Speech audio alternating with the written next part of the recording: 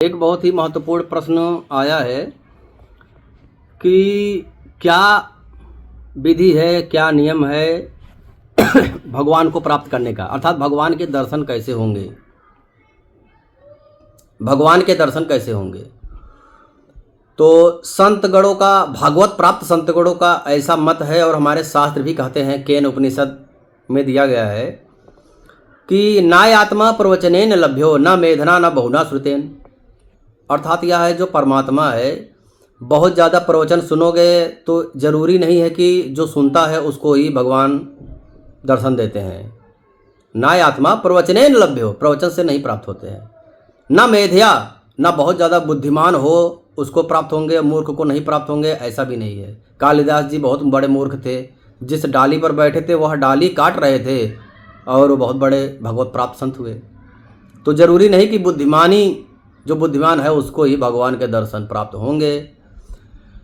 ना आत्मा प्रवचने लभ्यो ना मेधया ना बहुना, बहुत प्रकार से सुनने से भी प्राप्त नहीं होते हैं। तो प्राप्त कैसे होंगे। बहुत प्रकार वेद शास्त्र पढ़ लिए, जरूरी नहीं है। वेद शास्त्र पढ़ लेंगे हम, अच्छा प्रवचन दे सकते हैं, परंतु भगवान के प्रति प्रेम नहीं प्राप्त हो सकता। एक प्रवचनकर्ता, बहुत बड़ा प्रवचनकर्ता भगवान का भक्त नहीं हो सकता। जरूरी नहीं है कि वह भगवान का भक्त भी हो।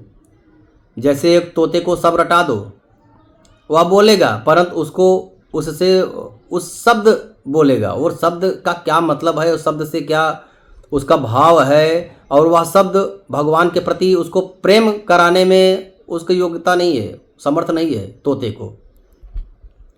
यह तो केवल और केवल भगवान की कृपा से ही भगवान प्राप्त होते हैं, क्योंकि भगवान मन बुद्धि वाणी माया से परे हैं और हमारी जो शरीर है वह सब माया है। हम जो बोल रहे हैं वाणी, भगवान का हम संकीर्तन करेंगे वाणी से करेंगे, राधा राधा राधा राधा, लेकिन वाणी की पहुँच राधा रानी तक नहीं है, भगवान तक नहीं है। तो यह राधा शब्द वहाँ तक नहीं पहुँच पाता है, क्योंकि वाणी से परे है ना, मन से परे हैं। हम जितना भी ध्यान करेंगे हम मन से ही बोलते हैं ना, मन लगा के ध्यान करो, अर्थात हम मन से ध्यान करते हैं, परंतु मन की पहुँच भगवान तक नहीं है। तो हम जितना भी ध्यान करें भगवान तक पहुँच ही नहीं रहा है, नेटवर्क ही नहीं है। अर्थात हम जो कॉलिंग कर रहे हैं, जो हमारा नंबर है, हमारे पास क्षमता ही नहीं है। हम माइक हैं, हमारा शरीर मन बुद्धि सब माइक है, और भगवान माया से परे हैं, मायातीत हैं। तो भगवान को प्राप्त करने का कोई भी साधन नहीं है, कोई भी साधन नहीं है।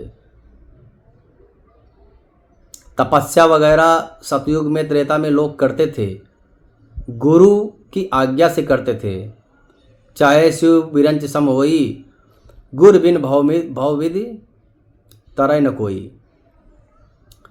तो भवसागर जो है, गुरु के बिना कोई नहीं तरता है। तो गुरु बहुत बड़ी तपस्या करते थे और गुरु का संकल्प होता था कि जाओ तपस्या करो, सफल हो जाओ, बहुत सारा आशीर्वाद होता था, ठीक है। उसके बाद में भी भगवान जिसको चाहते थे वही सफल होता था।